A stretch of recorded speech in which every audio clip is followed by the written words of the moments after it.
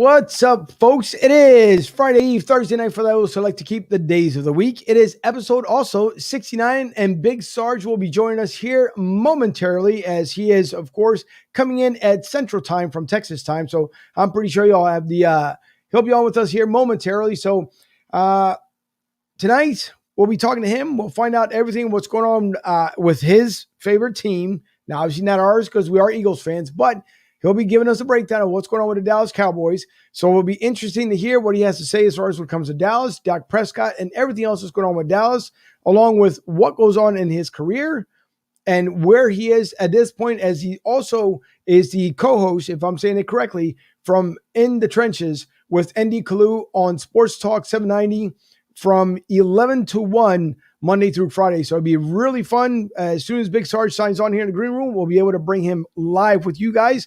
This week, of course, the Milwaukee Bucks in 6, and they got the job done. CP3 tried to do it when it comes to Phoenix Suns, but I'm pretty sure maybe, hopefully, they'll be able to talk to CP3 and bring him back with the Phoenix Suns so he can finish off what they started. It was kind of tough because it looked for a moment that the Phoenix Suns were going to run away with it after having a 2-0 lead. And then, unfortunately, it ended up falling apart, and the Bucks went on to win it in 4 straight. So congratulations to the Bucks. Your new NBA champs here for 2021.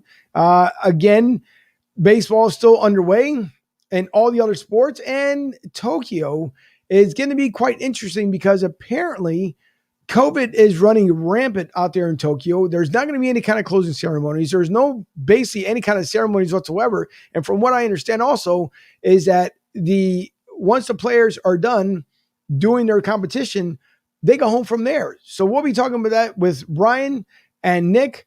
So let's get the show underway. Again, Big Sarge on with us later on tonight. As soon as he signs in, we'll bring him on. I'm Angel. This is episode 69, and we are Broad Street South.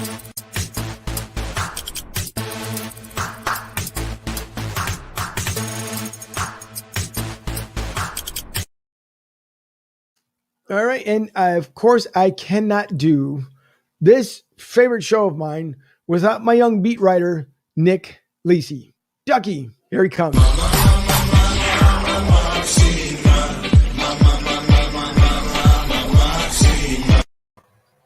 Ducky, what's going on tonight? How are you, sir? Angel, I'm doing incredible. The Bucks obviously won the finals on Tuesday. Giannis dropped 50, and then he went to Chick-fil-A Wednesday morning and got a 50-piece McNugget. What a beast. NFL COVID vaccine stuff is flying wild. Obviously, we had Cole Beasley come out a few weeks ago, but now we're having DeAndre Hopkins and several other NFL players coming out against the vaccine. So I'm excited to chat with that with Big Sarge. And, of course, college football is heating up. Texas and Oklahoma came out today, and they're trying to join the SEC. And to my other Ducky, it's going good, man. How about you? Well, listen, I'm good. It is today the hottest day again on record down here in Tampa, Florida, 97 degrees, and you can feel it. Like it was an absolutely bake fest. So you could definitely feel it. But hey, we expect it. It's summertime, just the way it rolls around here. But you're not that far away anyways in South Carolina. So it's warm from what I understand too, watching the forecast. So I think we're in these sweltering days of summer. Yeah, absolutely. Absolutely. It was like 90 today. But when you walk outside, it feels like a sauna. It's like, oh my gosh, it's so humid and so hot. But yeah, sun's out, guns out, right? Sun's out, guns out. Let's show them off. So that's what it's all about. I don't think the guns. I'm not even going to try it because the guns may not be working well here as of late. But that's all right though. Thankfully though, health wise, I'm starting to finally come around where I can taste things again. And because that Delta variant nonsense is just for the birds. So fought through it last week, but thankfully every day gets a little bit better, and I'm finally starting getting smell back. So. Thank God for that stuff. But thank goodness. We will bring on the other gentleman, the big super Sarge. I mean, not well, you know what? Sarge too there. But the big gentleman that we know that we can't do the show without because the national correspondent last week was on assignment. I'm not even going to say where he was because it was so secretive, not even we knew. But here is our national Ryan, and all we got to do is just fire it up, just woo, and keep it going. What's new, Ryan? How are you? Everybody, I'm Ryan Neff. It's great to be with you this evening. And Before the NBA playoffs started, there was somebody right in the beginning who said that wouldn't it be something if the Milwaukee Bucks, with no expectations, would go on to win the NBA title? I hate when I'm right. I really hate when I'm right. And that's exactly what happened. And of course, Angel was talking about CP3 trying to finish what he started. CP3 is not going to be there next year, brother. He's not going to be with the Suns next year. I don't know where he will wind up, but he won't be with the Suns. And today is July 22nd, 2021, and the Pittsburgh Pirates still suck. So I've got that going for me. So anyway, and again, and as a former Cowboys fan, watching Jerry Jones with his crocodile tears today or yesterday or whenever the hell it was, the man, I get sick of it. It's disgusting. It makes me want to puke. He comes out with all this stuff now, trying to accept responsibility for why it ended with Jimmy Johnson and the whole 9 yards. You know what? Don't wait 25 years to say it. Don't wait that long. No, you don't do that. But we'll talk to the Sarge about that, and we'll talk to the Sarge about all kinds of Cowboy stuff and whatever else is going on in Texas. I've got questions about the Cowboys that I'm sure a lot of Cowboys fans want to know, because as a former Cowboys fan, there's a lot of stuff that still gets in my craw. So we'll talk to him about that. But again, the Bucks, I got to give it up to myself. I did call up. Now, I didn't pick the Bucks to win the title. I just said, wouldn't it be something that the Bucks are going into this playoff year with absolutely nobody expected them to do anything, nothing, and they wind up winning the title. No, that they didn't. And listen, I again. Oh, by the way, Jimmy Johnson left you a leftover message, and he made sure before Big Sarge came on, he said, make sure that Ryan gets this, and he will feel nostalgic. And the only thing else I got to say is, how about them Cowboys? And so for you and Big Sarge, because I know you absolutely love the Cowboys so much, but listen. I'm almost certain, I believe you did say, I don't think you said 7. I'm almost certain that you did say Bucks in 6. And apparently a lot of people did as well. And originally it seemed like that the Suns were going to run away with it. I mean, you're talking about a 2-0 lead. They had the momentum. And then I don't know if the gas just pretty much flew out of the tank and that was it for the rest of the season. I mean, CP3, I know it was a game 4. He had a game 5. Game 4, he had a rough going. Game 5 seemed like he was going to turn around, end up, busting out 31 points, came up short. And then game 6, well, it was all Bucks, pretty much game 6. 50 points out of Giannis. I mean, the guy played out of his mind. And the interviews that I've seen with him on ESPN, it's been like he's just very humble for someone who just won the MVP and winning the NBA championship. It's surprising. No, I don't want to say surprising because he's been humble since entering the league. But just him taking everything in, I think he actually may have said one maybe curse word throughout the whole entire interview process.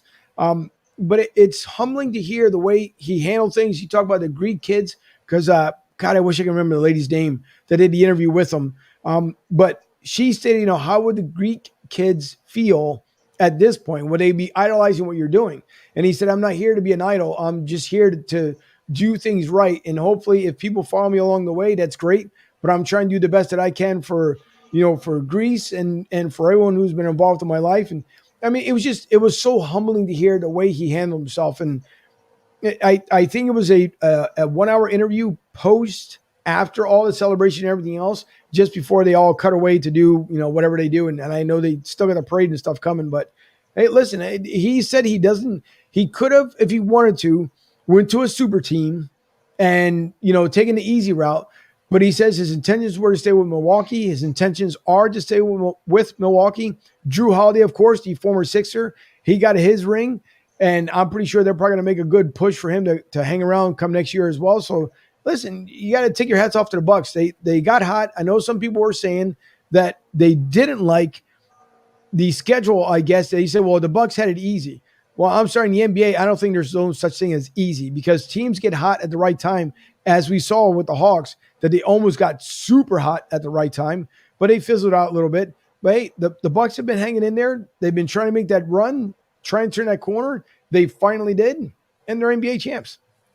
Yeah, it's incredible. It's incredible to see. They did it the natural way, where they drafted CP3. They drafted Chris Middleton. They traded for Chris Middleton very early in his career. They drafted Giannis, and they got out there, got the right pieces, and things came right at the right time. So you just have to be super proud of them. Giannis dropping 50 is just absolutely incredible. I mean, that's one of the best finals performances that I've ever seen in my lifetime, and I think it's one that we'll ever see in our lifetime. So it's just super, super grateful to be a basketball fan now. And now the offseason comes. Now we're going to talk about some Damian Lillard, some Ben Simmons, some NBA draft is next week. So it's an exciting time to be a basketball fan. What I'll say is this. Let's be honest. All right. The Suns got to the NBA Finals because Kawhi Leonard got hurt. The Lakers were not the Lakers. The Bucks got to the NBA Finals because my boy Nick's team was beat up. Joel Embiid got hurt.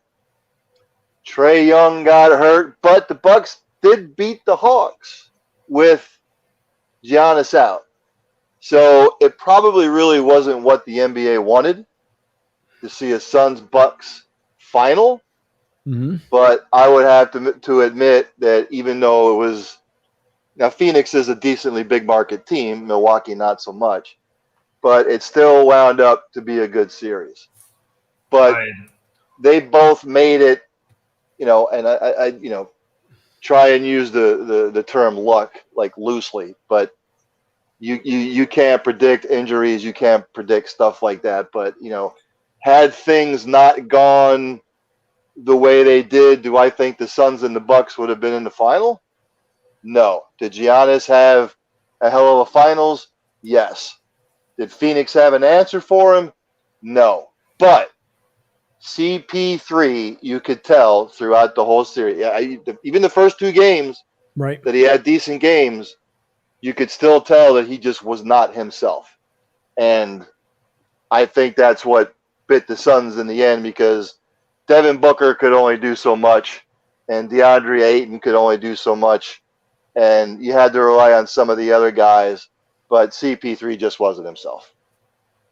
Yeah, listen, it's unfortunate, but I hope they bring him back. And by the way, where are my manners? As I completely forgot here in the very beginning. By the way, everyone, and thank you to Ducky and Tom, my cousin Angel Papo. David, thanks you guys for tuning in tonight. We do appreciate it. We are live from the LG Direct Sales Solutions Studio, as I completely forgot. And while I'm at it, everyone, I would hope by now that everyone knows, since Big Sarge right now is having technical issues, as he had told me not too long ago there in a message. And matter of fact, he just popped in. So hold on to that super thought that I was just about to bring on, because at this point here, it's funny because I'm trying to think the way to bring in Big Sarge, and it's hard. And I will tell you the reason why it's hard, how to get an introduction for this man, because it's basically, he's like everywhere, anywhere and everywhere Big Sarge is going to be. He's everywhere. You look up on Twitter, you can wake up in the morning and look at your phone like, what's going on? Big Sarge is there. You look at BigSargeSports.com, and if I got the website correctly, he's there. I mean, everywhere you look, Big Sarge is there. And speaking about being everywhere, because if you look, again, if you click on, first of all, BigSargeSports.com, it brings you to his website, which is absolutely fantastic. I like the Sergeant Stripes, and along with for some of us, don't like the drill instructor hats, but guess what? It's there because some of us remember, just like our Army vet that's about to come on. But if you look on there, if you click on podcast, you will see, once again, where's Big Sarge? Oh, yeah, everywhere. The man is on, not only from Sports Talk Radio 790, you're also talking about, he's just consistently busy. So with that being said, I will bring on the man himself. It's Big Sarge. Big Sarge, how are you? Hey, what's going on, y'all? How y'all doing? Greetings from all the way down here in H-Town. You know how we are. We loud down here because I'm from Texas. So, and everything is big in Texas. And so, wait. Okay, quick story. The reason why I always say, hey, because it's hard for me to remember names. When I was in the Army, they used to put the names on the top. I'd be like, oh, Private Johnson, what's going on? I was like, you remember me, Sarge? I was like, of course I remember you. Like, not really, but so, hey is everybody's first name. Hey, how your mama doing, man? She all right? How your family? So, thank y'all for having me on. I really appreciate it. Thanks for coming on. Not a problem. Listen, I feel you completely because what I end up doing, so I'm bad when it comes to names unless it's like if I repeat it. So what happens with me and when I'm at the job site during my normal work duty hours, but when I'm out there, like let's just say if your name was Tim and I can't remember, so I just walk up kind of like real nonchalant. So Jim, Bob, Tim. Yeah, Tim. So listen, I just ran into Jim and Bob over there. So I'm sorry. But you got to do it because you feel bad when you don't remember a name. So it's one of those things like, how can I do it? How can I do it? So unless I keep like saying the name over and over again, you can forget about it. Most definitely. Well, listen, there was one thing I do want to bring up. There's one thing. Let me bring up my screen here again because there's one thing that I actually liked and I knew I was going to forget it, but I do remember real quick here. What I absolutely like here, and I'm going on the underline here where it says, I speak the truth, the whole truth, and nothing but the truth. Oh, and make people mad in the process. That line is phenomenal. I like that line. That's a good one.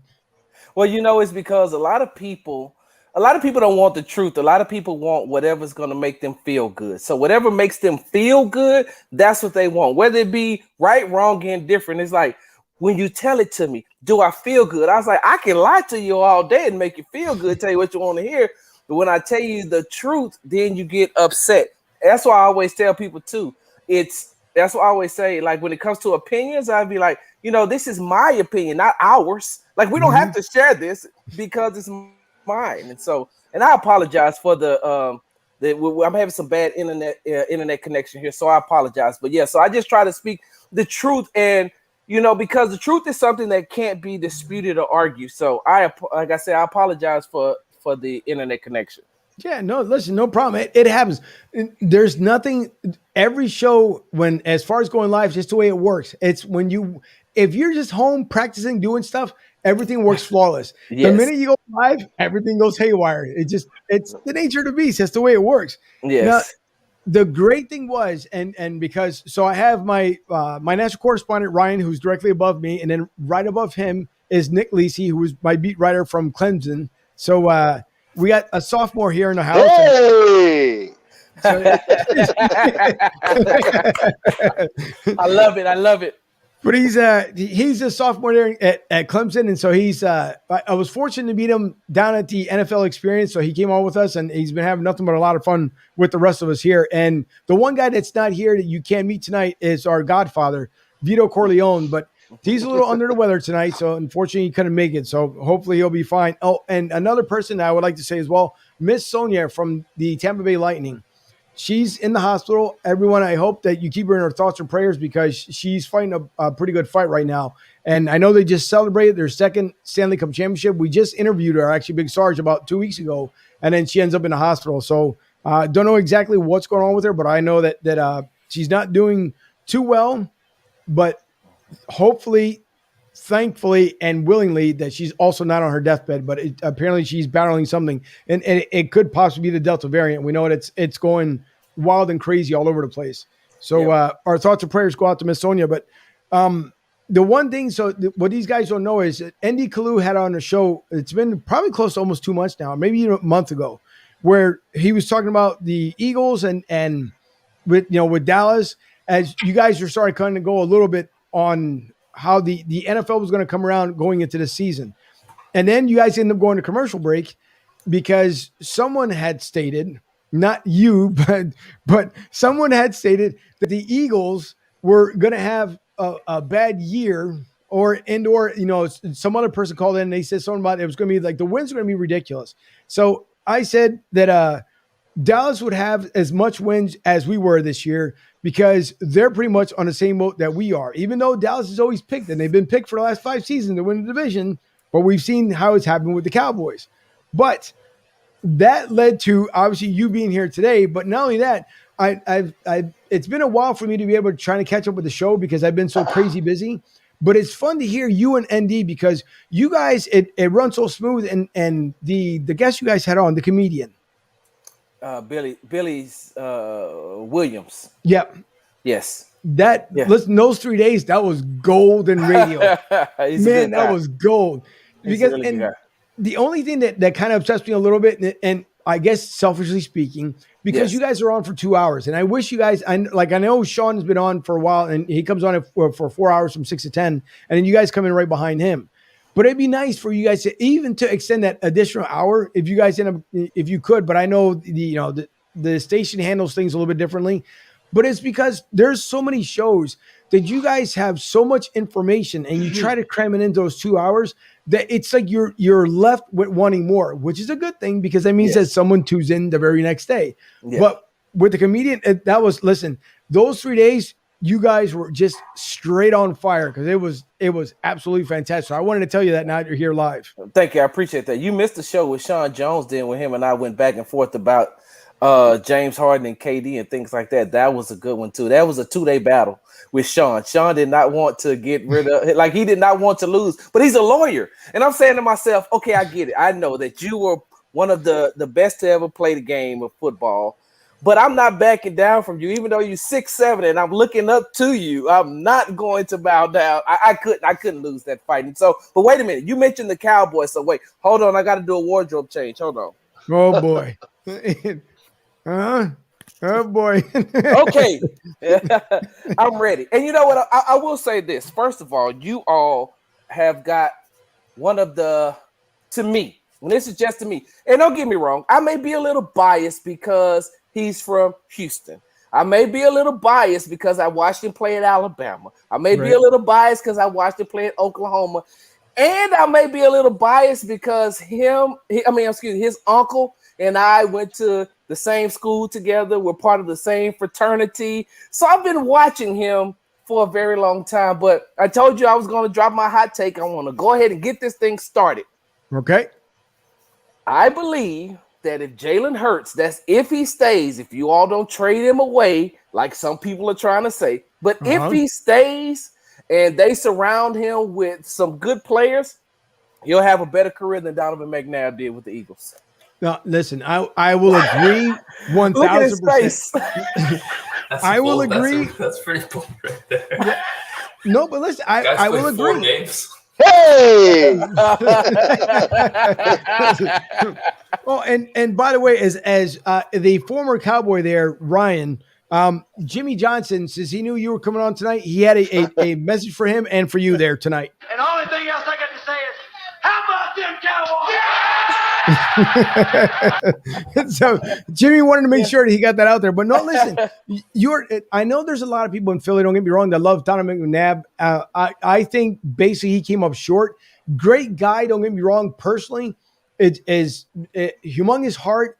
I mean, just would do anything for anybody. But when it came to the career that he had in Philly, he was either loved or hated. And obviously when the draft came up, it was a hated thing when it came to Donovan. But he tried to do the best that he could. The only thing I will say also about Donovan, at least he did take a lot of the fault, where he took blame on things that if he knew that things didn't go right the way they were supposed to have, Donovan did own up to it. Now, as the years went by, he tried to get better. He tried to get a little more of the comedic side. He played his little air guitar from here and there when things would happen. Obviously, when T.O. came to town, it became a whole different story, which I wish things would have worked out differently back in 2003, because for what T.O. did to make that recovery, to come back in the Super Bowl, man, there hasn't been, I don't think any other athlete to come back that fast to be in that big game the way T.O. did. But there's going to be a story I'll tell book when it comes to that stuff. But when it comes to Jalen Hurts, I'll agree. Jalen has the talent, and I think that's where he's not getting the fair share. I know a lot of people are saying, why in the world did we end up picking him during the draft? I was surprised just like everybody else. But now, to me, it's fine. I think Jalen should be the starting quarterback. But then there's rumors that apparently was said on one Philly sports station today that there's a 90% probability that someone from the Texans will end up here by the name of Deshaun Watson. So then, Big Sarge, it makes you wonder a little bit. So you have Jalen Hurts now, who's trying to get his feet wet, who's trying to carry the momentum from this team from last year, a la Doug and that nonsense he did on the very last game. But he's trying to carry the momentum and turn things around. He's got a new young head coach with Nick Sirianni.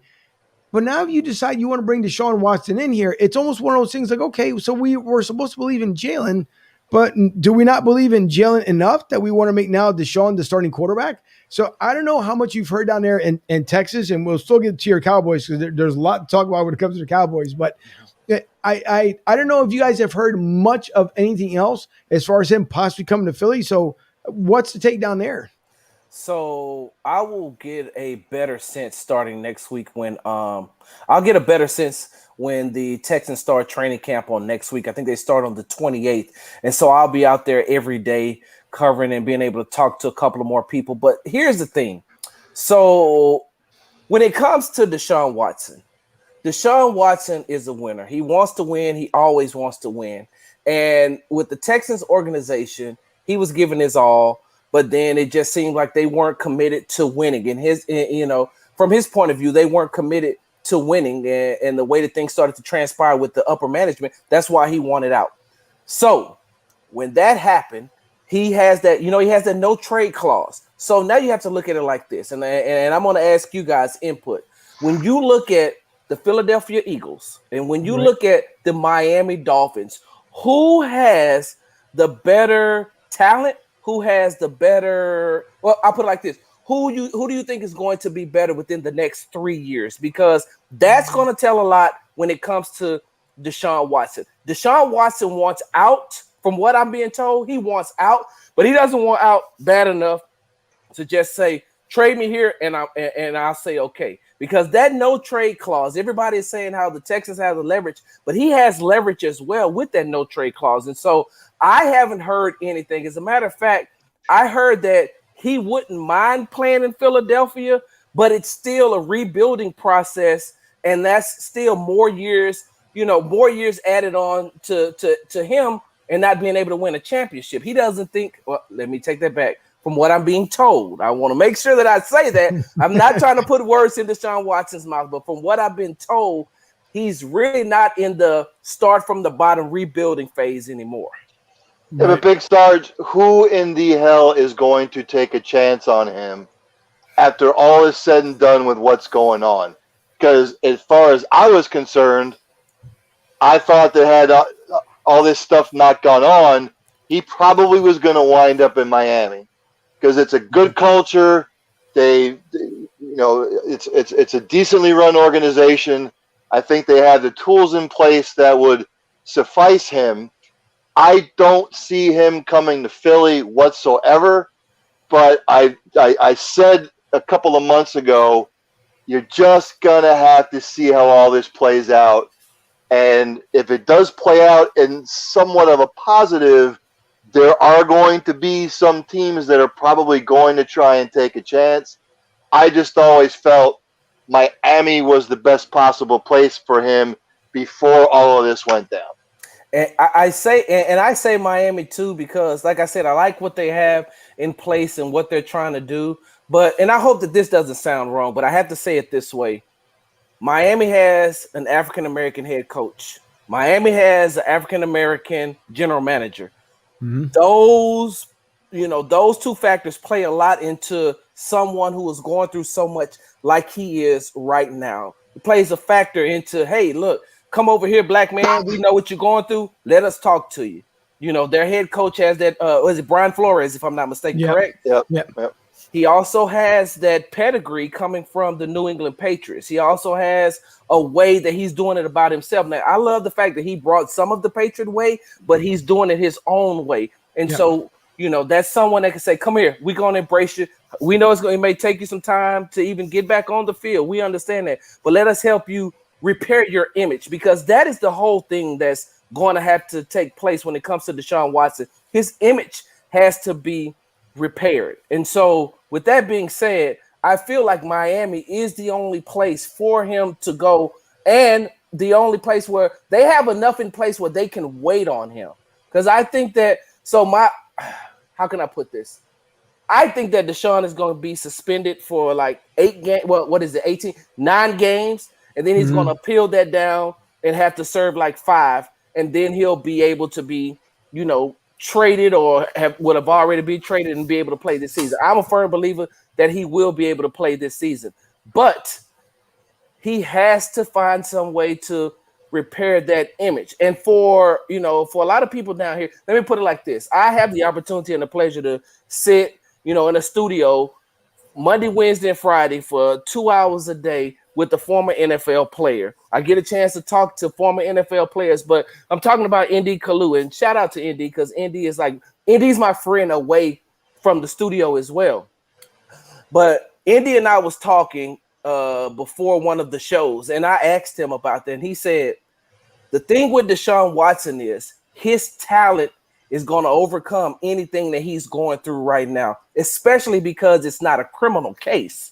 It's just a civil. So once that NDA is signed, once he settles and the NDA is signed, nobody's really going to know if he's innocent or guilty because that's probably never going to come out.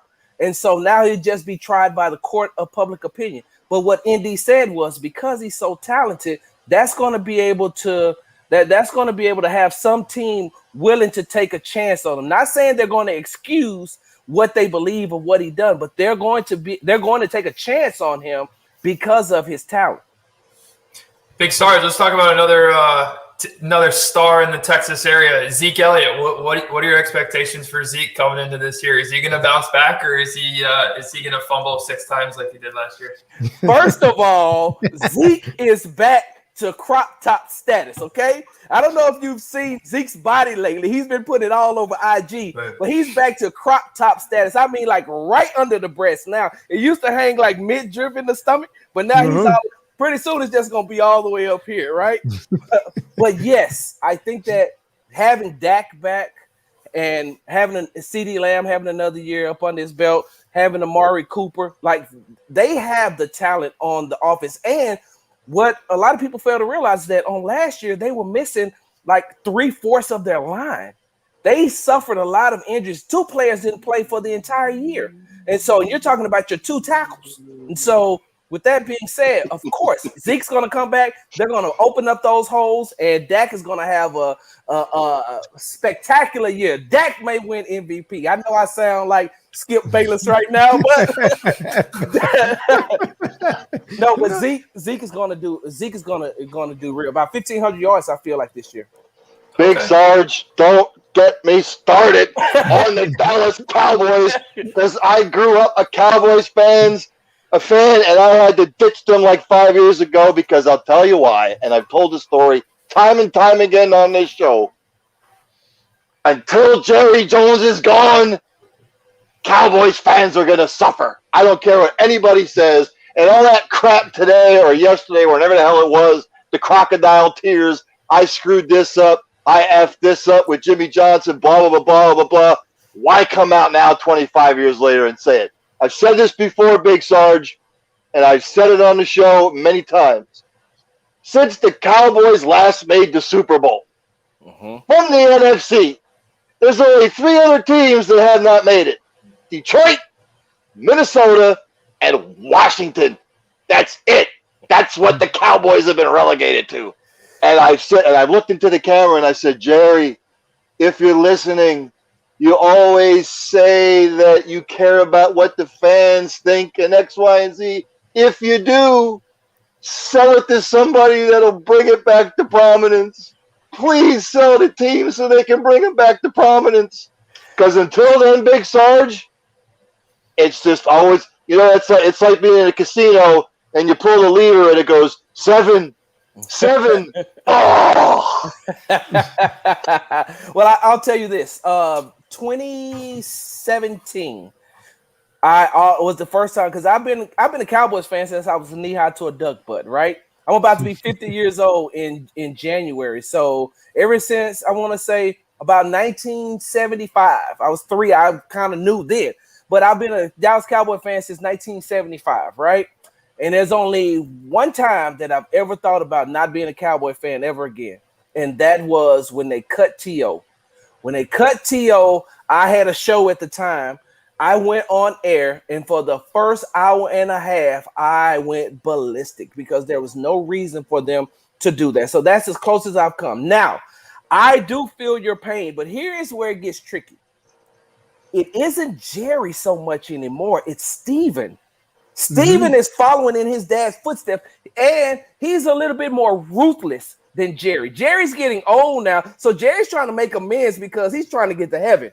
He know he done some really bad things in his past, including making us Dallas Cowboy fans hurt on the inside. And yes, I know they have been mediocre. And I'm one of those Dallas Cowboy fans, though. I'm not one of those that will say, "Oh, we're going to the Super Bowl this year." No, if I think that they're going to win 6 games, I'll say 6. If I think they're going to win 9, they'll win 9. I am unbiased when it's time to talk about it. But yes, I understand. But when Jerry's gone, Steven is going to come and he's going to keep it going because all they care about is the billion-dollar operation they have going on. Jerry wanted to draft Johnny Manziel, and Steven had to talk him out of it. Do you know what I mean? That's the kind of stuff that I'm talking about. When you piss Bill Parcells off after 3 years and you drive him off, you've got a problem, Big Sarge. And I've said it for years, and I'll keep saying it. If the man would just be like Robert Kraft, like the Rooneys, like some of the other owners where they're just like, I'm just going to sit back and I'm going to write the checks and I'm going to hire top-notch personnel that are hired, top-notch football coaches and everything, and you just sit back and you reap the rewards and you stay in your box and you drink your water or you have your cocktail or whatever, and that's it. But the man can't do it, and he never will be able to. And people can talk about with the Cowboys about Jason Garrett and the coaching and X, Y, and Z. Ever since Jimmy Johnson, other than Bill Parcells, he's hired puppets, and that's all he's ever done. That's all he's ever done. And he has one right now.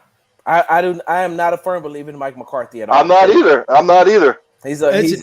I said the same exact thing, and I don't think Mike McCarthy was the answer. And mind you, I'm not a Dallas Cowboy fan whatsoever, but I said it from the beginning of last year. And by the way, the Washington football team around here, we call them DCU because it's a college team. So that's the way we feel about Washington. But no, I said the same thing. Mike McCarthy does not belong with the Dallas organization. He just doesn't. I understand, with Garrett Jones, whatever, it didn't work out with him either. I don't say he had the full and 100% blame of what on with that team because, again, it comes down to Jerry Jones. But at the same time, too, Mike McCarthy, he's past his prime. When he was done with Green Bay, he should have been done, period. Because I even think if Dallas – I will say this much. If Dallas, for some odd, crazy reason, starts the season 2-4, just by some goofy nature. Now, of course, because there's an additional game this year, and you can turn things around. Don't get me wrong. They can always flip that around real quick and go from 2-4 to 7-4. But to me, if Dallas starts out 2-4, I'm sorry, I'm letting go Mike McCarthy because the season's not going to get any better. And he's too much of the yes man being up there in that front office than he is worried about as far as playing football. And to me, even when his press conference, he was like just part of that good old boy system. Like, yeah, I'm here. I'm not going to do as much as I said I'm going to do, but I'm here because I'm getting, I'm collecting a paycheck and I don't want to get fined. But to me, it's one of those things he doesn't belong there. The same way with Stephen Jones, he admitted that he took too long to sign Dak Prescott. And this guy last year was advocating a lot when it came to Dak Prescott of being signed. You got one of the better quarterbacks in the NFL, and you waited how long to sign Dak, even though he got paid 4 years, $160 million. But Zeke, no offense. Bro, listen, Sarge, I'm not a huge Zeke Elliott fan, but how in the world did this man, the second year into his NFL career, he's calling shots, and he's telling the Cowboys that he's not going to come to camp and do anything else until he gets paid? Bro, you know what a rookie contract looks like. Stop playing around with the organization. So you messed up Dak getting paid back then and being worried about getting secure your quarterback. Then they bring in a redheaded stepchild last year, which I don't even know what in the world that was about. And I could have sworn that that's what the route that they were going, that they wanted to make Andy Dalton the starting quarterback, which to me would have been a huge insult to Dak Prescott. And it's got to do with ethnicity. To me, it's one of those things like, okay, it didn't work out with Andy Dalton in the former team he was with. I'm sorry. it's Dak's team. Just like they say it's America's team. I beg to differ. But even though they say it's America's team, but it's the same way, that's Dak's team. You waited all that time to finally sign this man that you know it should have been signed over 2 years ago. And honest to God, I think if they would have put the franchise tag on Dak one more time, to me, if I'm Dak, I'd have looked at my agent. Well, what are we doing here? You know what? I could take my talent to 31 other teams if I want to. So kudos to Dak, but Mike McCarthy, no. Well, here's the thing, too. So, a couple of things. One, I'm going to tell you where Dallas messed up. First of all, they shouldn't have never let Chris Richard get out of the building. That's the first thing. When it was time to hire a head coach, Chris Richard should have been the head coach of the Dallas Cowboys. One, he knows the system. Two, he's very good defensive coach. And three, all the players loved him and respected him. That's the first thing that they messed up. Second thing that they messed up was you don't allow Tony Romo to leave without mentoring Dak Prescott. You walk in with a blank check and say, "Here, help him. We will give you whatever position that you whatever title you want, you can have it. But here, because we need you to teach this young guy." Third thing is, I understand what you're saying. I agree with you, but on the flip side, Dak didn't do himself any favors either, because the problem that Dak has had since college is accuracy down the field. And when you have a wide receiver like Michael Gallup that can get past any defensive back and is wide open, but Dak can't get him the ball, that's the first issue. Now you got CeeDee Lamb, and you can't get him the ball. You can get the ball to Amari Cooper because Amari has become a really good possession wide receiver. You can get the ball to Schwartz, and I can't think of the other tight end name, but you can get the ball in the short distance, but you're not accurate down the field. And so I can see why, because if he comes in this year and he still has those same issues, that's going to be money wasted. At some point, you have to get better, especially when you had this issue since college. Mm-hmm. No, it's true. And what was it not last year? Was it the season before? Because you did remind me of just that when Dak was missing, wide open plays. And by the way, CeeDee Lamb, I'm not hating because the Eagles passed up on him. All right. So if he's not looking too good right now, and CeeDee Lamb, yes, he is an incredible player, but it's okay with me because right now, some of our wide receivers are going to get a little spotlight that CeeDee Lamb will be taken away from him once he gets hot. So, but you're right, though, when it comes to Dak Prescott, because there was times where even, all of us, and we watched the halftime shows like everybody else, and there was like one or two games that actually tuned in because I want to see how Dak was improving. And you could see, you're talking about your wide receiver was burning your corners by 5 to 6 yards.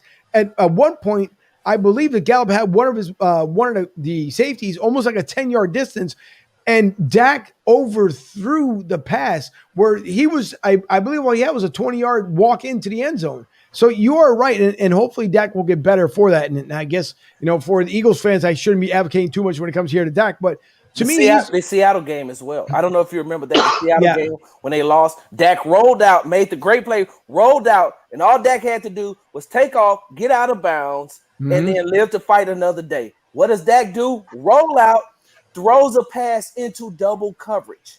And he's done that on more than one occasion. He has thrown into double coverage. Or the problem the thing that Dak needed to learn, and the one thing that I loved about Tony Romo was Tony Romo would throw a wide receiver open. And that's why Dak and Dez Bryant couldn't work.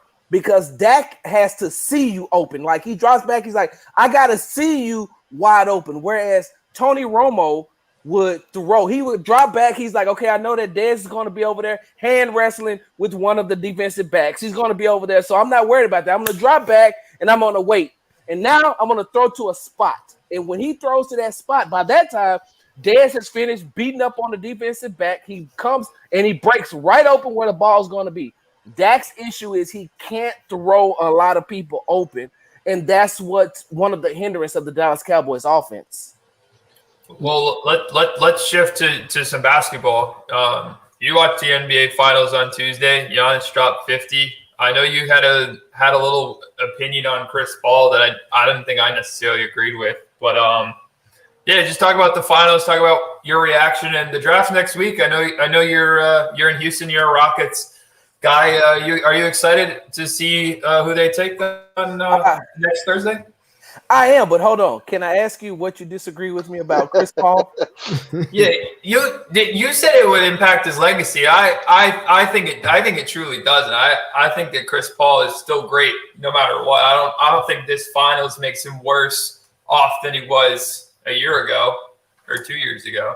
So, well, I look at it like this, right? And full disclosure, Chris Paul is by far one of the best people you're ever going to meet. Off the court, Chris Paul is amazing, and I have to say that before I say this. Yes, before this year's finals, right? Before this year's finals, and I'm talking about throughout the playoffs, all the way through the Western Conference Finals, it was cemented. He's going down. He's one of the top 5-7 point guards of all time, first ballot Hall of Famer, and a lot of Chris led the team to that. What I think happened was in the finals, now all the spotlight is on him.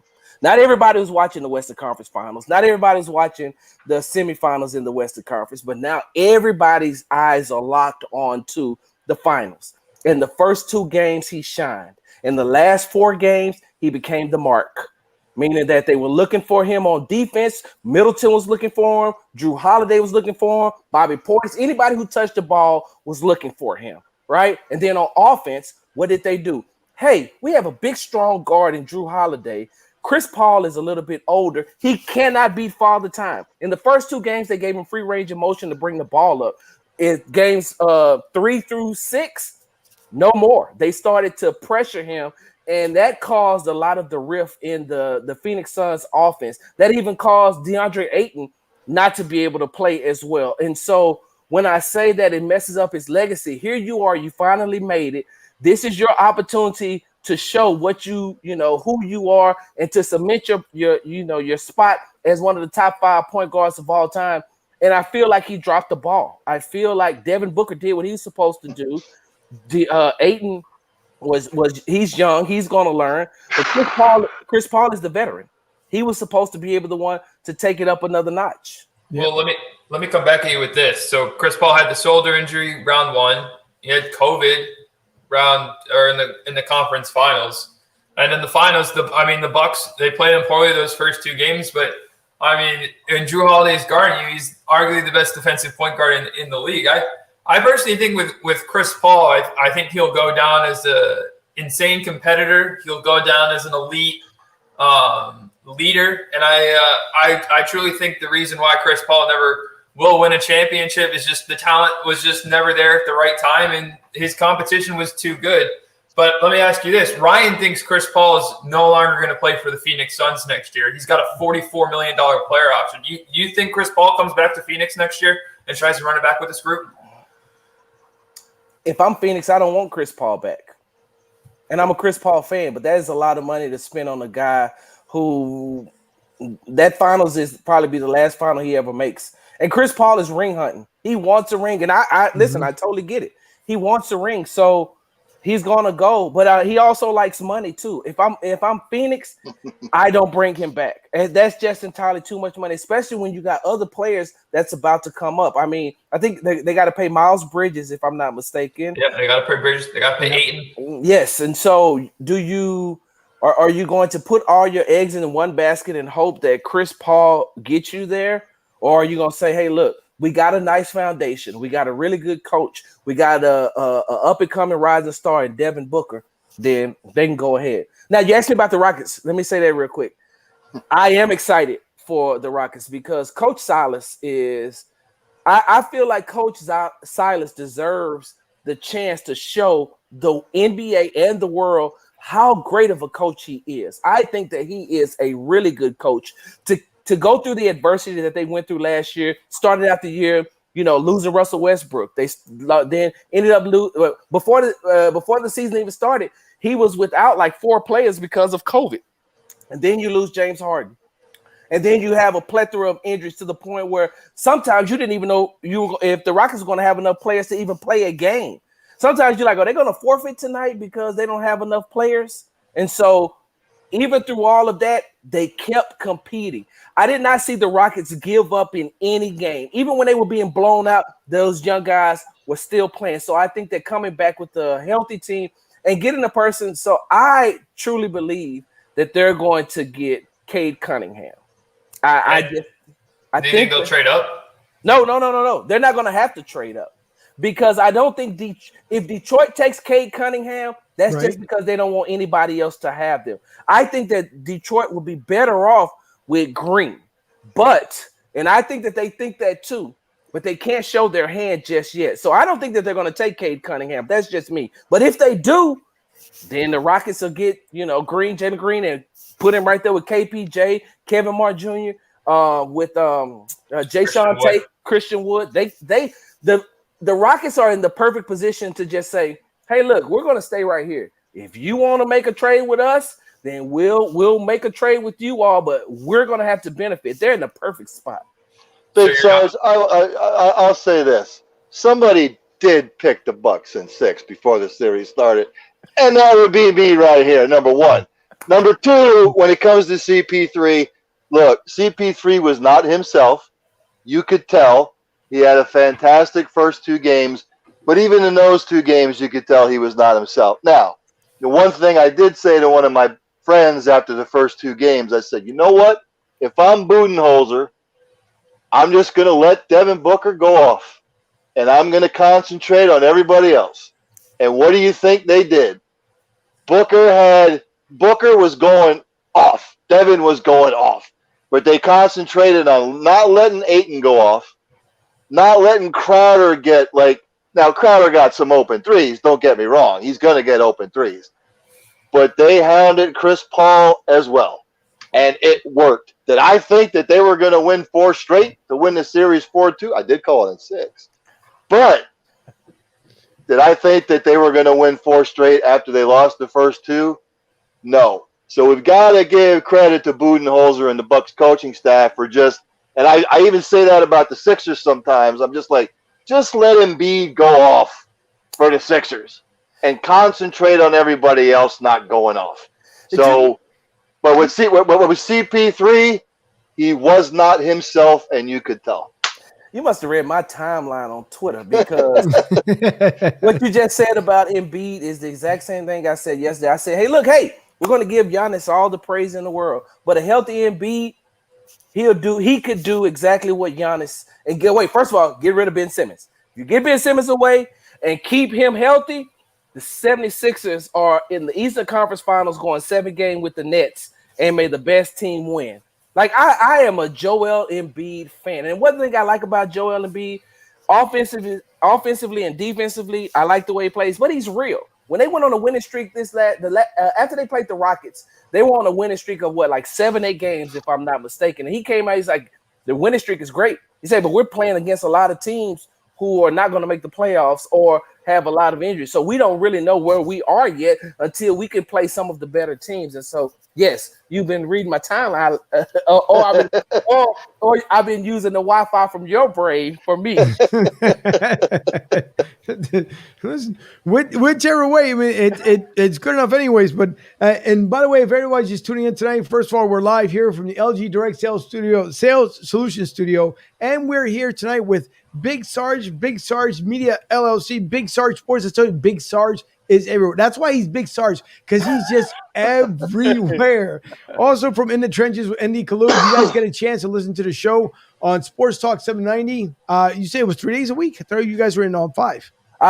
So I'm there on Monday, Wednesdays, and Fridays from 10 to 12. And then I have my own show on online radio called Sports Talk with Big Sarge on Tuesdays and Thursdays. Yeah, I did see that. Yeah. And that's why he said the man is everywhere. The only time he gets to breathe is when he goes to bed and then he starts the day up all over again. So, but it's all right, though, Big Sarge. And we appreciate you coming on with us tonight. And I know we've been talking about the Cowboys. By the way, for my Eagles fans, I got to do it. Because as much love I gave to Jimmy Johnson there at the very beginning, you guys, I give some love as well when it comes to the Eagles. And somebody's a Kansas City Chiefs fan, just to let you know they're Big Sarge. So it's a little disappointing for him as well. But there's one thing that David Harris brought up a comment here, and I see the comment still coming in, but he brought up a comment saying that CP3 is on his way to the Lakers. And I know that LeBron James was there on one of the games, and it's not going to be coincidental why LeBron James is there, because, it's a good probability that he will probably talk to CP3 and bring him to the Lakers. But I'm going to ask you the question of the night here. Do you know where LeBron James got his celebratory cigar from? No, I don't.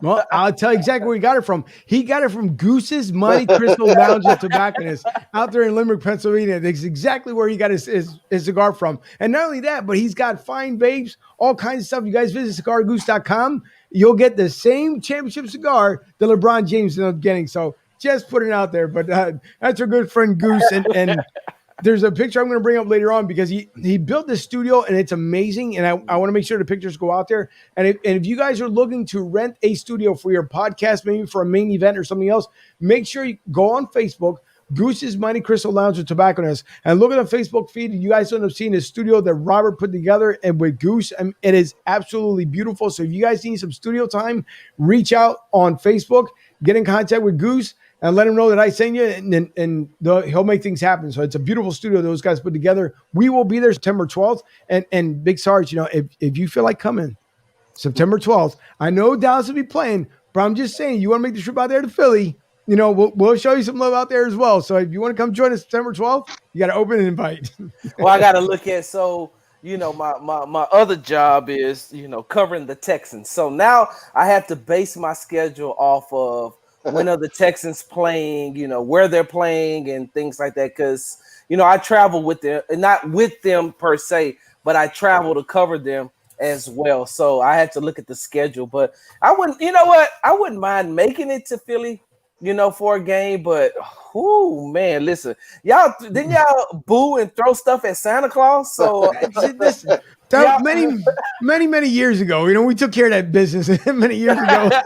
So no, I am. You know what? Maybe I'll just watch. No, maybe I can come out there and sit next to Jalen's family. Be like, hey man, can y'all give me a seat next to y'all? They're not gonna bother y'all. I won't wear any cowboy stuff though. That's the one thing I have learned. When I go to different stadiums and watch the Cowboys play, I make sure that I just wear regular clothes because I'm like, I don't want to fight.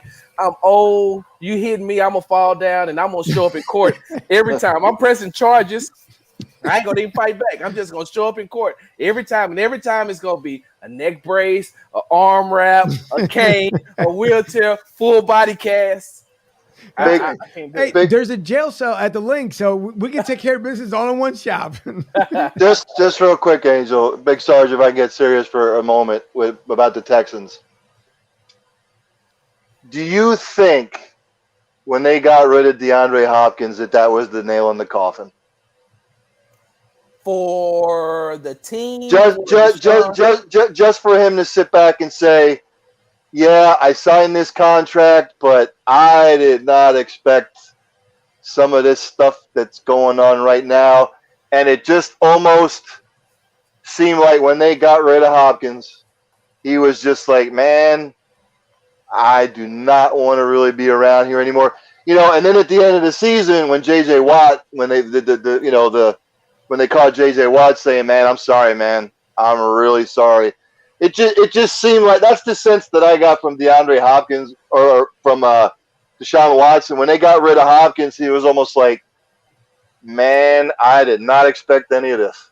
So the issue is, with that is the same issue that's like what's going on up in Green Bay right now. And, I'm going to get back to the Texans. I just want to say this. So you look at what Green Bay is dealing with when it comes to Aaron Rodgers. When they got rid of the quarterbacks coach, Van Pelt, he had to learn from social media. When they got rid of Jordy Nelson, he had to learn of that through social media. When they were going to hire a coach, they didn't say pretty much anything to him. And so now they built that divide, which is the exact same thing that kind of happened with the Texans. You don't take an all-pro wide receiver and trade him for what you traded him for and don't tell your star quarterback. Deshaun Watson found out that DeAndre Hopkins got traded from social media. That was a slap in the face to him. He was really upset. From what I was told, I didn't get this directly from Deshaun Watson, but from what I was told, he was very upset because he said, You took away my main weapon, one. Then two, you didn't even let me know.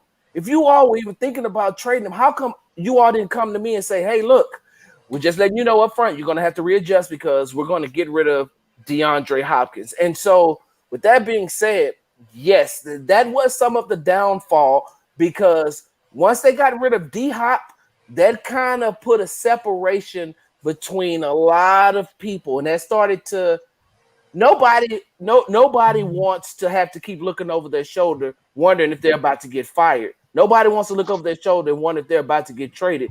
If you can do this to a three-time All-Pro, you'll definitely do it to me just playing defense, coming in playing every third down or something like that. So a lot of the trust was gone, starting from Deshaun Watson on down.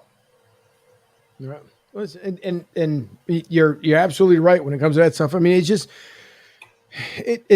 this year, I think for the NFL season, I think a lot of us end up missing it too, because it seemed like this, I don't know why, but it just seemed like this NFL offseason was longer than even when we went through COVID with the whole, stuff that's going on. So I'm dying for football to start all over again as camps start, within the next week or two for most teams. But I'm dying to see exactly how, even on the NFC East side, how things are going to come down, because as we talked about DCU earlier, Ron Rivera is coming back 100% healthy. And as much as I know that Ron Rivera is a beast. And I'm pretty sure this year he's going to go into straight beast mode because he's been trying to straighten out that organization. He came there because, unfortunately, Dan Snyder, who's gotten himself into some pretty good hot water here, it's great that he brought Ron Rivera in, but I felt bad for Ron because you're walking into something that's already been on fire, and not a good fire, the fire that everybody wants to stay away from.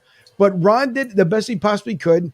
The Redskins are a little bit, or DCU is a little bit upset for what the Eagles did at the end of last season, because things could have worked out completely different for them as well, along with the Giants hating us for the most part. But it's a new season. We'll see. Maybe people forget. But I'm dying to see how the NFL season is going to end up playing out. The one thing that I want to go back to, as we were talking about basketball earlier, and so last night, so this is kind of basketball, hockey related, but Big Sarge.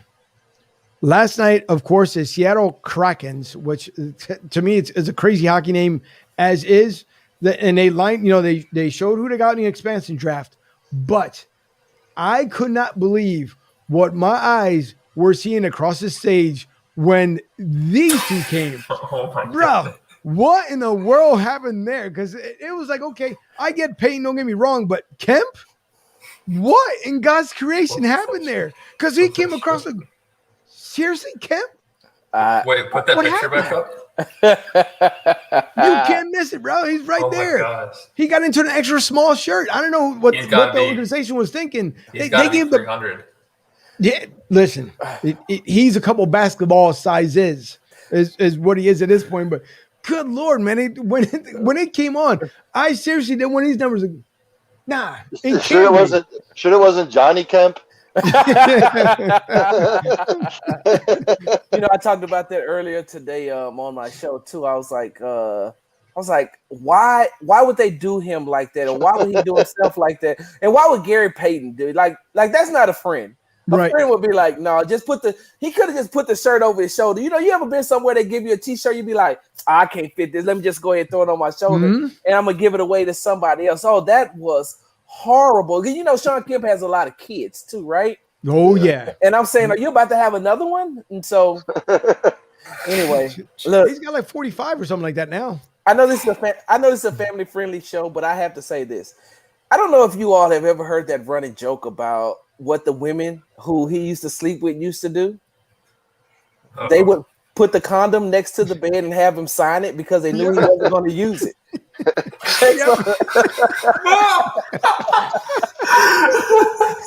Yes.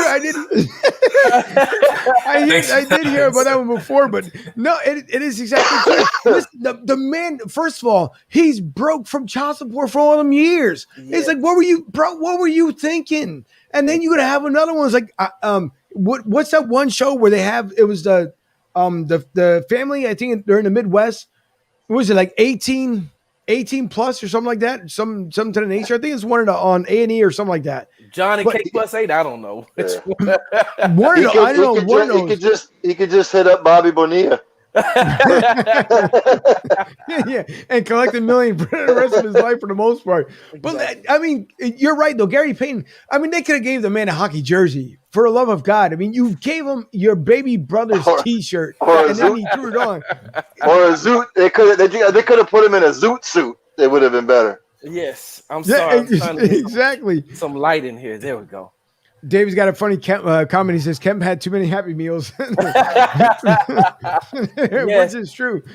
But listen, I mean, I don't know. God bless him because he's still around because he went through a dark period in his life, and I'm glad he was able to turn things around. So great job by Kemp. But oh my God, Sean, come on, bro. Next time, let's hope opening night you have a bigger size jersey to make you look normal.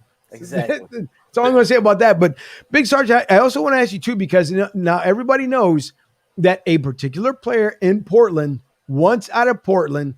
And I feel bad for the Trailblazers. We talked about it a little bit on Tuesday night, but I feel bad for Portland because Portland has really been trying to put their team back together. Now, not for nothing, Portland, as far as the city themselves, not doing to themselves a good of a job since the whole COVID and everything else in between, because that city, again, it's a fire that nobody wants to be in, and they're on day 515 of just ridiculous nonsense over there. So maybe that's part of why Damian Lillard wants to get out of there. But the two top teams right now, supposed allegedly, that are contending for him, one is the Philadelphia 76ers, and the other one's apparently the Houston Rockets are making a big push for Damian Lillard. So it would be interesting to see if the Rockets can push it, because I didn't think James Harden really went out of Houston until he did. But, and no offense to James, I think there's going to be another heartbreak over there in Brooklyn. Just saying. Well, I think after next year, if they don't win the championship next year, Brooklyn will definitely break that team up, because I think they're all able to leave after next year, if I'm not mistaken, right? Yep. They all have an out clause. I think I have two. I think I have two more. Two more seasons after this season, and next season, I think. Okay. And so, yeah, if they don't win, they're definitely going to break that team up. But when it comes to Dame Lillard, and listen, you're talking to someone who's a Dame Lillard fan. Side notes, I don't like the way that Dame is not going to get the same criticism that James Harden did, and it's going to be sad. And that's where the hypocrisy of social media and NBA Twitter comes in, because so many people have so much hatred for James Harden and the way that he left Houston, which I'll put it like this. I don't have any problem with the way that James Harden left Houston, because, and it happened on my birthday. I'm sitting in there waiting on the press conference. As soon as James sat down, I said, oh, this ain't about to be good, right? And as soon as he said what he said, got up and left, I turned and looked at a couple of other media members, and I said, did that just happen? I was like, wow, happy birthday to me. But James wasn't happy coming into the season, so it was almost like he was forced to be there. When it comes to Dame Lillard, you talk about this loyalty, and you talk about about staying with Portland and building and things like that, and now you want out, and so I can't understand that. And if I'm the team, Dame has a huge contract, and you have to wonder: do you want to put yourself on the hook for that type of contract? I don't think Houston. I've heard that there's a lot of on the back channels. There's a lot of chatter going on. But it also is, where does Dame fit with Houston Rockets? They are in a rebuilding mode, and they have a lot of young talent. Dame is going to come in, and it'll be just like playing with Harden all over again. And if they're going to do that type of stuff, then they could just keep John Wall. Now, I'm not saying that John Wall is the same player as a Dame Lillard, but you're going to be required to get him the ball, which is going to hamper the growth of your young nucleus. If you can get Jalen Green or Cade Cunningham to go along with Kevin Porter Jr. Kevin Porter Jr. they transformed him into a point guard. He had never played point guard in his life. And so when the Rockets got him, they turned him into a point guard. And you could see as time went on, he was learning more and more and more. And Coach Silas just said yesterday at an event that he's been talking to KPJ, and he's going to get better. You bring Dame Lillard in here, Dame has to get his touches. And I think that by far Dame is one of the top 10, 12 players in the NBA. But he's going to require so much that how can you grow? How can Christian Wood get his touches? How can KPJ get his touches? And I just don't think that he's a good fit with Houston. No, listen, good point. Good point. He's a lot of things, you got to think about, especially when it comes to contract. And I know he's 31 years old. I know he's coming on the backside of your age basketball career life now. So you're talking about a boatload of money that you would have to drop. Obviously, the NBA draft's coming up next week here. So there's going to be a lot of things or a lot of teams that have to. If you want to put a package together, it's going to cost you. It's not going to be cheap for Damian Lillard. And I know Sixers have, they got some wiggle room. But at the same time, too, you got to watch what you're going to end up doing, because if the future is supposed to be, and let's say they add Damian Lillard and Ben Simmons, I really don't think he's going to be with the Sixers either. I know David had mentioned a comment on there earlier. I don't think Ben stays here. Obviously, he's building a house out there in L.A. Supposedly, allegedly, the rumors are that the Clippers want his services out there. Doc said that he wanted him to be here, but now he wants out. I mean, it's just so many things. But if Damian Lillard comes to Philly, yeah, it would be a huge upgrade for the Sixers. But at the same time, too, now you're going to be bound because you're not that far away from the salary cap either. So now you got to watch exactly what you end up doing. So really good point on my behalf. There's also the one thing, if I switch back gears here to the NFL, that I thought was kind of interesting, because so to me, when it comes to the whole COVID injection, for those who want to get it, great. For those who don't want to get it, great. That's up to them. It's your body, your choice, whatever you want to do. I found it interesting of what the NFL had stated today when it comes to the players and the teams who have non-vaccinated players. So I want to play this clip here, and then I want to get your thoughts on it. Both teams, if the game's not played, it's not just the team that caused the outbreak. Both teams would not be paid their Paragraph 5 salary, their base salary, that installment for that game. So even if it's the team, you remember teams were upset last year. Hey, it's their problem, and we're rescheduling this game, and we're moving this game around, and it's inconveniencing us. Yeah. Well, on top of that, you're not going to get paid if it's the other team that creates the mess. And by the way, still in this memo, if the other team is not following protocols. Remember, we had some of that last year. That Commissioner Roger Goodell still retains the right. In addition to canceling the game, the forfeit, there could still be penalties in the form of fines, draft picks, whatever, on top of that. So these games could be moved now. That's in the memo as well. Like, you could have a Thursday game moved to a Tuesday or whatever. Remember, we had that last year as well, as they tried to keep it within the week that these games were going to be played. But once you get outside of that, the long and short of this is that the NFL in this memo is stating that they are intending to play the entire regular season over 18 weeks. And there will not be a 19th week. So if you get outside of that week and, hey, we couldn't make it work and we couldn't reschedule it, that game is forfeited. The team that had the issue, they lost. The other team, they win. It counts towards the playoffs, all that stuff. That is the long and short of this memo. But there still could be games that are kind of slid around. They will take into consideration many things. As far as whether it's safe to allow that game to be played. Stadium availability will factor into that as well, as will competitive advantage, disadvantage, because you could have a team, let's say you push that game back to a Monday or a Tuesday, and then the other team's got a short turnaround or whatnot. So these are all be factors that'll be factored in, just like they were last year as the NFL tried to figure this thing out on the fly. But they are letting teams, players, executives, everybody know today that we are not planning to add a week to the season to accommodate for games that won't be able to be played and rescheduled within the same week. So I find it interesting as far as like what they said. And again, it's your choice. And we know there's players that opted out last season. Supposedly there are players that may opt out again this season. And I can understand they're trying to take care of family members and you can't blame somebody for doing that. And it's, again, their choice. But the same way, too, I know people, they believe in it, don't believe in the vaccinations, but now you're talking about the NFL imposing where if the players don't get it and they find out that player in particular did not get vaccinated, then the team automatically forfeits that game. To me, I think it's too extreme, but I would love to get your input on it. So when I got that memo today, because the same memo he was reading off of is the same memo that I got in my email, and I looked and I said, this is interesting, but I'm gonna be honest with you, I like it. I like what it is, because at some point the NFL is gonna have to take a stand.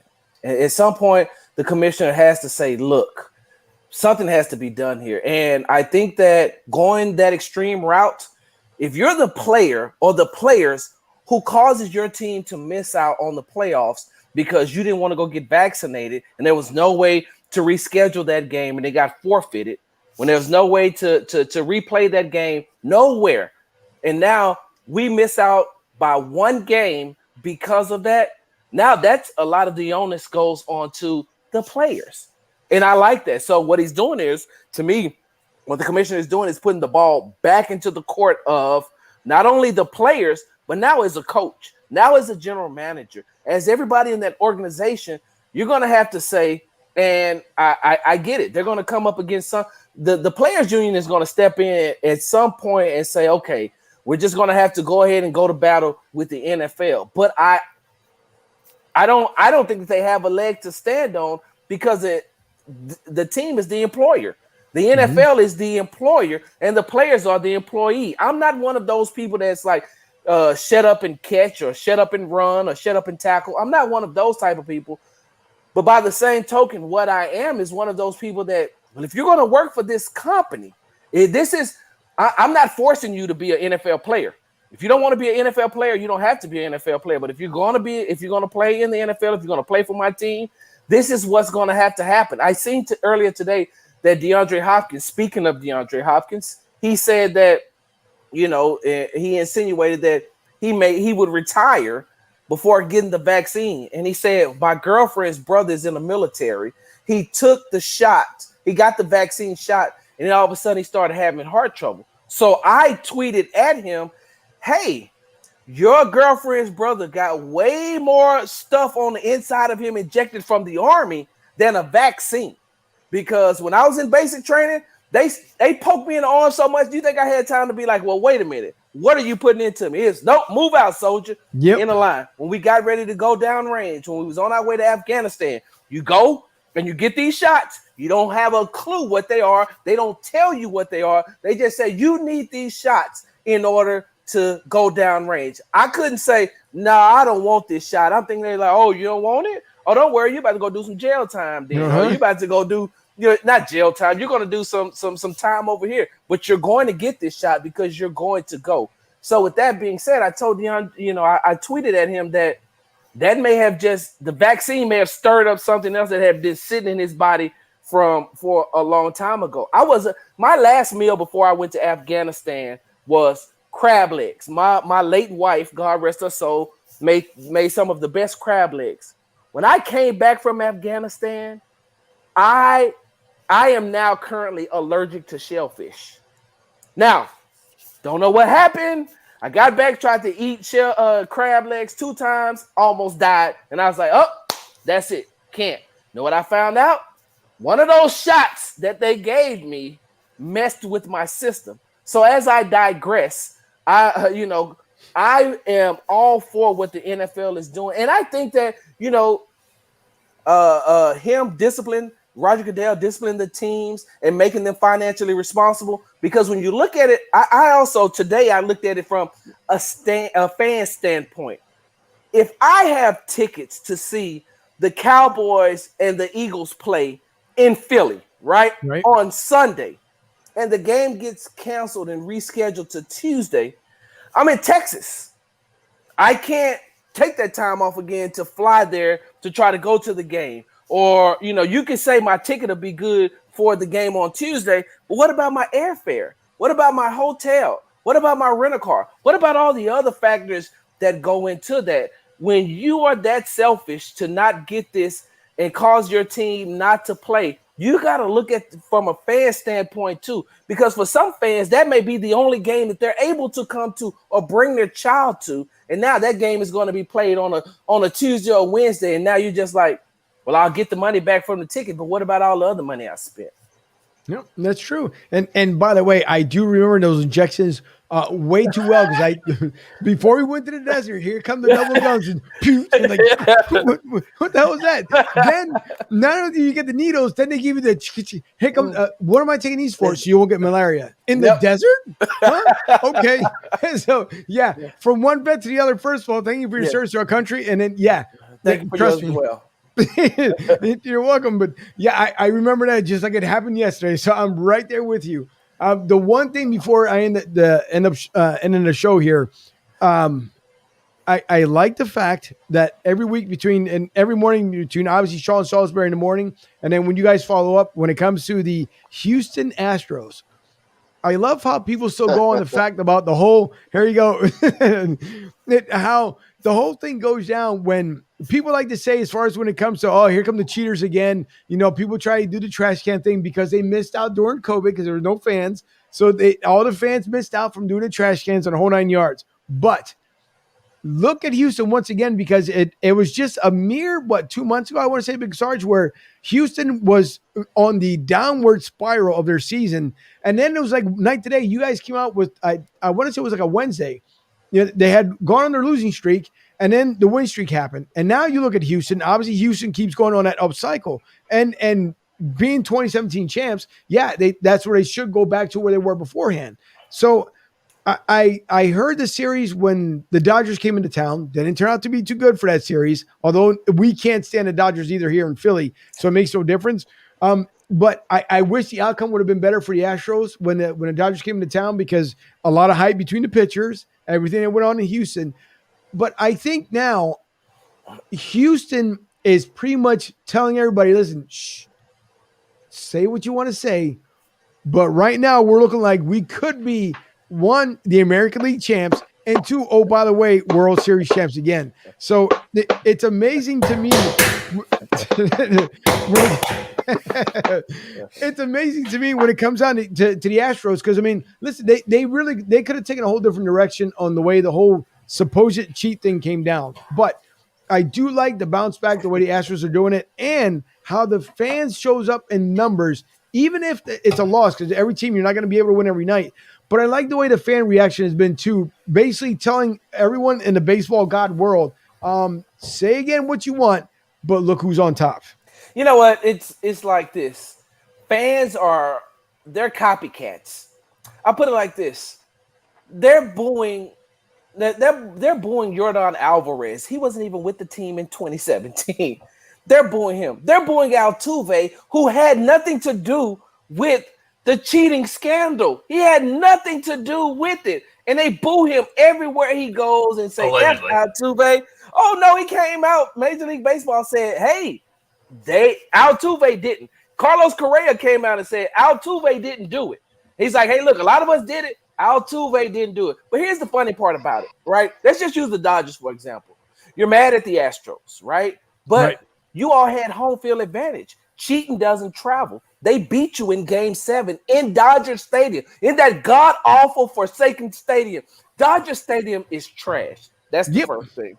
Well, did you see Drake's date? Did you see Drake take that nice lady on a date at Dodger Stadium? I did see that. I was like, hold up, Drizzy. I almost went to go get a heart cut in my head. But the thing is, it's like, you're so mad at the 2017 Astros. I'm talking about just the Dodgers, just using them for example.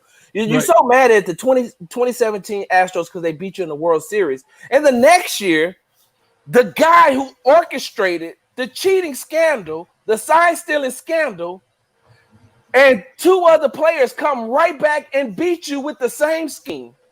And then you bring Mookie Betts and Joe Kelly onto your team.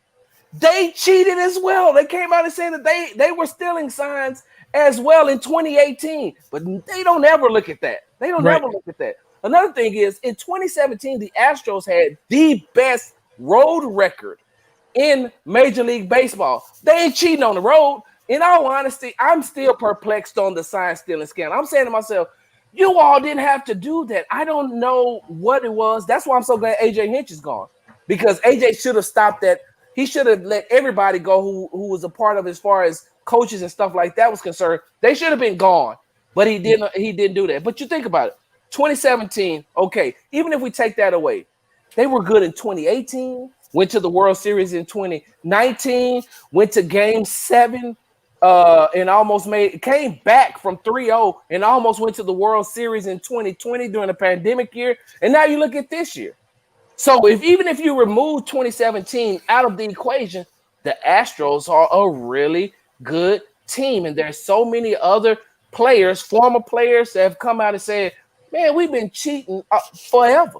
I mean, the Yankees, when are they going to ever open up that letter? Oh, listen. See, now you want to get me fired up. That's the Stankies. And Gotta love the Yankees. Huge Yankee fan. Yeah. My sister, who I love to call the ring chaser, because mind you, both of us were born in Philly. Somehow, magically, though, she became a New York Yankees fan. And she knows I don't let her down for that stuff. I understand if you were born and raised in New England, that your choices were Red Sox, Yankees. I get it. You were born in Philly and turned out to be a Yankees fan once you moved out to New England. Not only that, but then became a Chicago Bulls fan when the Bulls were hot. Then turned out to be a New England Patriots fan. So, yeah, no, you know what? I'll suffer with my teams as I do every single year, and I'll hang in there, because when the Eagles end up winning it back in 2017, good Lord, that was the biggest time ever in the city when somebody would wake up in the morning and be like, good morning. I'm like, huh? Good morning. Oh, yeah, the Eagles won. Yeah, good morning. But that lasted, Big Sarge, about 3 days. Because after about the third day, matter of fact, as the delayed happened for the parade, that Wednesday, people were back to, what? Well, I'm sorry. I was champ yesterday, but today I'm back to me. I got you. Don't worry. So Philly's it's a tough city. Don't get me wrong, but listen, I will suffer like the Flyers haven't done since 75, like the Sixers haven't done since the 80s. You know, the Phillies, 2008. And so we'll just wait around. Thankfully, we did have an NFL championship within the past couple of years. So other than that, it had been really ugly in Philly, but it's okay. You know what's so funny about that? I just I did a segment on my show on Tuesday that said that the funny thing, and this was before the Game 6 concluded, before the Bucks won. I said, if the Bucks win tonight, right? If the Bucks win the NBA Finals, in 3 years, nobody is going to remember. Just like, and I know that this is going to sound horrible, but a lot of people don't even remember that the Eagles won a Super Bowl. They know that the Patriots played in it, but they can't remember that the Eagles won it. A lot of people can't remember in 2019 that the Washington Nationals won the World Series. In 3 years, it's going to be the exact same way with Milwaukee. They're going to be like, wait a minute. That was the one Chris Paul played in, right? Devin Booker went off. It's like, yeah, but they didn't win it. Who? Oh, yeah, Milwaukee won. It's going to be so unforgettable. Hey, before I get out of here, can I ask a question? Go for it. Nicholas, right? Yep. Nicholas, you're the college football guy, right? Yeah, I'm a huge Clemson Tigers fan. I go here, so I got to be invested in college football. So here's the question, right? Are you against the University of Texas and Oklahoma going to the SEC? I'm not necessarily against it, because they're probably going to end up making more money. And I think with money, go get as much as you can. But it's going to be weird, because now everyone's going to start criticizing Clemson for playing too easy of a schedule, and it's going to be, oh my gosh, Clemson needs to go to the SEC to mean anything. So I understand the move, but I feel like it's going to, if they move to the SEC and successfully do it, now all the pressure's on Clemson to do the same. And I like the ACC. ACC is closer to home for me, and I enjoy going to ACC games. So I don't know. That's me. What about you? What do you think? So the funny thing is, when you mentioned easy schedule, that brought me back to something. One of my best friends passed away this year, and him and I used to go back. He was a huge Alabama fan, right? And him and I used to go back and forth, because he's like, oh man, Alabama is the best. Alabama is the greatest. I was like, I would be too if I played such an easy schedule. A lot of people don't look at that. Alabama has played some really easy schedules, some really, one, non-conference, and then two, when they get into the conference, nobody really gives them a challenge, because the SEC is top heavy. They're very top heavy. And then when you start getting down to the bottom, I'm talking about it on both sides. It's like, man, they're just like everybody else. They're just like the bottom of the Pac-12, the bottom of the Big 10, the bottom of the Big 12. And so I'm happy about it because, one, I'm a University of Texas fan, and I love pissing off Aggies. I love pissing off Texas A&M. They are the biggest criers right now. That's because when they were in the Big 12, Texas owned them then. Now their AD is saying, we want to be the only team to represent the SEC in Texas. And I'm like, why? Because you know what's going to happen once UT and OU comes there. They're going to make y'all. And they haven't been good. They've been there since 2012. They've never won a conference championship. They've never been to a college football playoff. The best year they had was 9-1, and that was during a COVID year. And so you're still going to be the stepchild. Where I like it for the SEC, and if I'm the SEC, the only people that I'm listening to is Nick Saban. Coach Saban is the only one that can tell me we're not going to do this. Other than that, everybody else be quiet. You know why? Because let's just take away football. UT hired a new coach, new basketball coach. They have a really good basketball program. Right. That brings eyes to the SEC. The baseball team brings eyes to the SEC. The golf team is really good. Softball, swimming. Like the athletic program for the University of Texas is going to represent the SEC, and now you got bragging rights. You got bragging rights in other things besides football. So I'm all for it, and I just like to see Aggie fans cry. all good points, and I don't think any of us can argue that point there. Aggie fans and Gamecock fans. I hate Gamecock fans with a passion. Screw University of South Carolina, Clemson all the way. So because of Spurrier. That and it's our rival. We'll end up playing them at the end of the year because they're like 2 hours from Clemson. So yeah, I'm not a huge South Carolina fan either. So screw them, screw the Aggies, and we got a chance to interview one of the wide receivers who I think he got drafted out of Clemson, T. Martin's son. I can't think of his name. I can't remember his name right now, but oh my God, we got a chance to interview him on In the Trenches, and it was amazing. And before I get off here, I want to make sure I say shout out to ND Kalu and Chris Gordy. You know, ND Kalu, that he's my guy, man. He's like my really good friend. I always tease him because I feel like I was like, your mind changed and switched up when you were in Philly. That's why you wear black Air Force Ones. You always want to fight, right? And shout out to Chris Gordy because I always get up under his skin.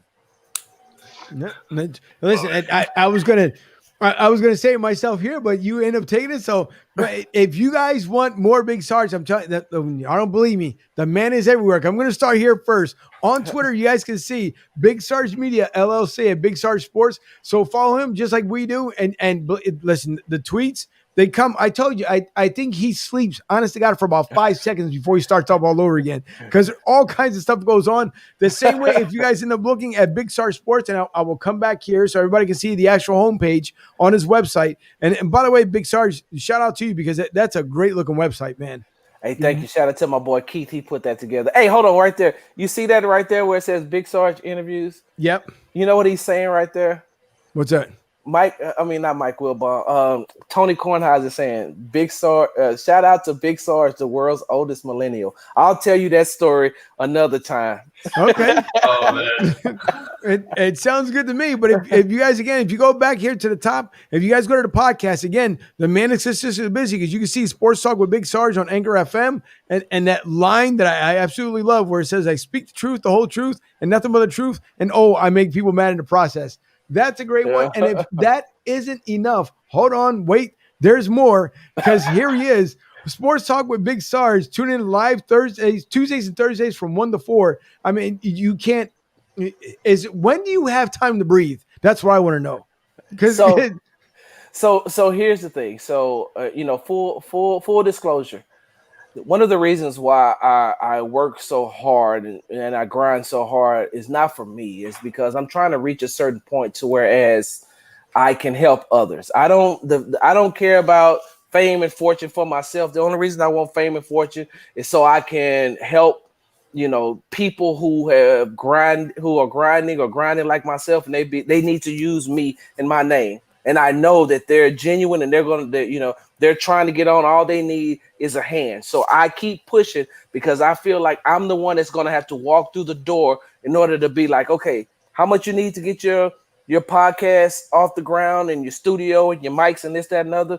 Okay, let's make that happen. Or, hey, look, I'm going to be on this show I'm gonna bring you on. You come on with me, sit next to me, so we can get eyes on you. What you got? Let me retweet it, or bring me on to your platform so I can help others. It has never been, like I said, my wife passed away in 2017 from colon cancer, and she used to always say that my story is that I'm going through this cancer situation because she passed away before she turned 40.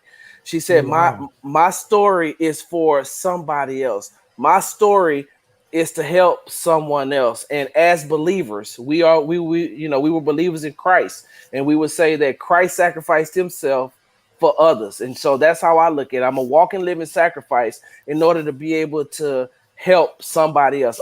For me, it does not matter one bit. But if I get the joy, there's a guy that co-hosts with me. His name is Young Cody. He graduated from Texas Southern University, 21 years old. Very, very, very sharp kid. Very, very knowledgeable. Oh, he's a 76ers fan too, diehard. I give him issues about that all the time. But he's one of those guys. He graduated salutatorian from his college, radio and television. He wants to do this. I bring him on the show. He co-hosts with me. And we do it together and we go back and forth. But I get joy knowing that I'm helping him. So that's why I grind so much. That's why my wheels turn so much, because I'm always thinking, hey, what else can I do? What else can I do? Because something is going to happen. They're going to be like, oh, got it. Here we go. So I can help others.